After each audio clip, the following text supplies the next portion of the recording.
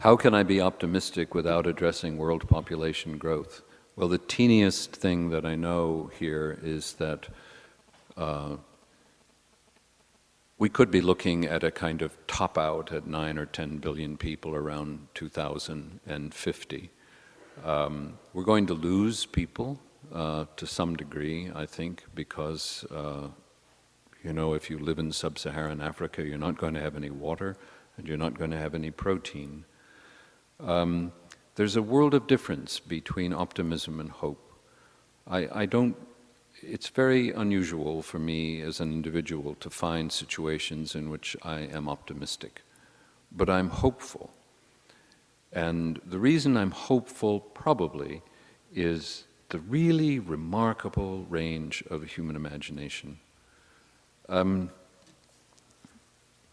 the turn of the 19th century, there were something like 6,800 languages, all mutually unintelligible, spoken by human beings. And we've seen a tremendous diminution. I figured this out, for whatever the statistic is worth once. I sat at my desk because I was just a busy boy like I was in high school with these things. But I figured out it's a language about every 10 days now that disappears. The last speakers die. And many of these languages are derelict because no one is taking them up and they're only spoken by a couple of people. If you look at language as a technology, interchangeable parts, then you don't really know very much about translation and the difficulties of translation. But what you also don't give credit to is that nobody knows.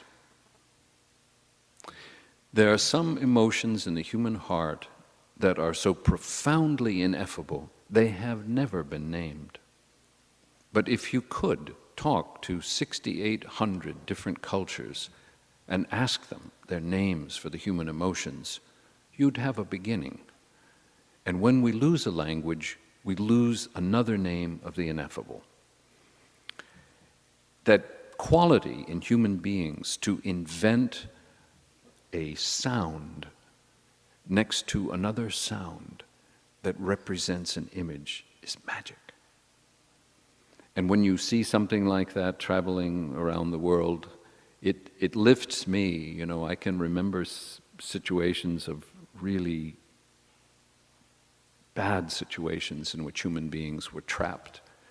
And I've thought at that time, both, yes, this is us, this is what we do to each other, but there are men and women there helping, and there are people there who are hopeful because they can imagine, they can envision another way.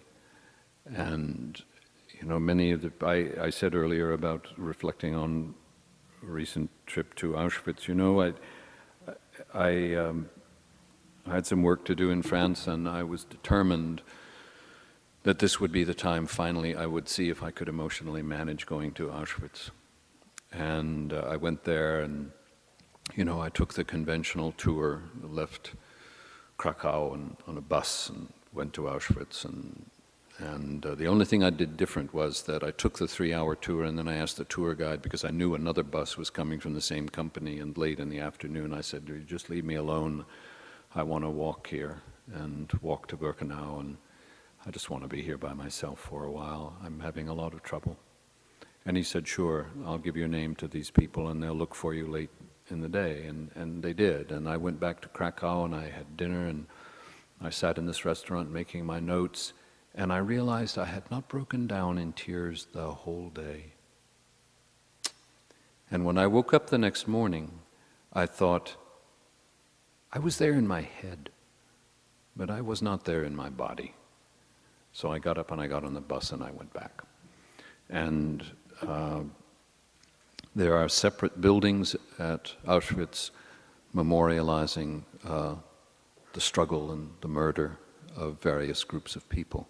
One of the least visited is that set aside for Roma people, we call gypsies. And it was there that I broke down the